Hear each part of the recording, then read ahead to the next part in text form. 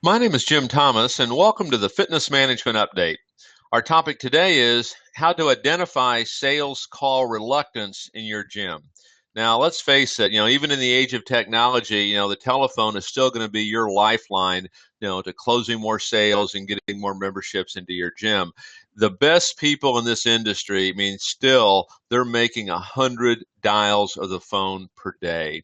And we want to give you a couple tips here to be mindful of to make sure that you don't have call reluctance in your gym. Now, number one, you want to look very closely at activities that your salesperson has for trends and tendencies, and because using that 100 dials per day as a bit of a benchmark for the top producers, if you're not hitting that, rest assured at some level you probably have some kind of call reluctance in your gym. And of course, this could vary on the type of facility you have and things of that nature. But, talking in this case, say big box, 100 dials to the phone should not be unusual at all for a top producer. And you want to be looking at trends and tendencies and monitoring, the performance of this person to make sure that, they're in a proper position to have success. Because, sometimes, they won't even recognize they have call reluctance, but, they may have stage fright of doing this, they may be unprepared, they have fear of rejection, it could be any numerous things that are creating some other trends and tendencies. One of the other things that happens frequently is they'll even say, I'm making my calls, no one's there.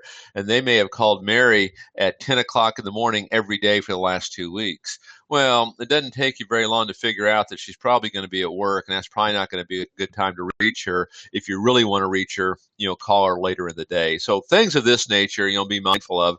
And then next, check the telephone prospecting activities. What kind of prospecting, not just following up on existing leads, but what kind of prospecting, are we doing via the phone? One of the things that, I'm fond of saying when we conduct, training and talking about the phones, if you don't love the phones, you better like them a whole lot. It's going to be a key ingredient of what you do. And the other thing that I would add to this is you must be sold yourself that the idea of using the phones and communicating via the phones and accepting all this is the way to do it. Because if you're not sold, your customer's not going to be sold. And if you're not hitting your numbers, know factually that at some level you're not sold yourself. So go in there, take a look at this, identify, do you have sales call reluctance in your gym? You get this identified, you get this fixed, you're on your way to some top production. My name is Jim Thomas, and this has been the Fitness Management Update.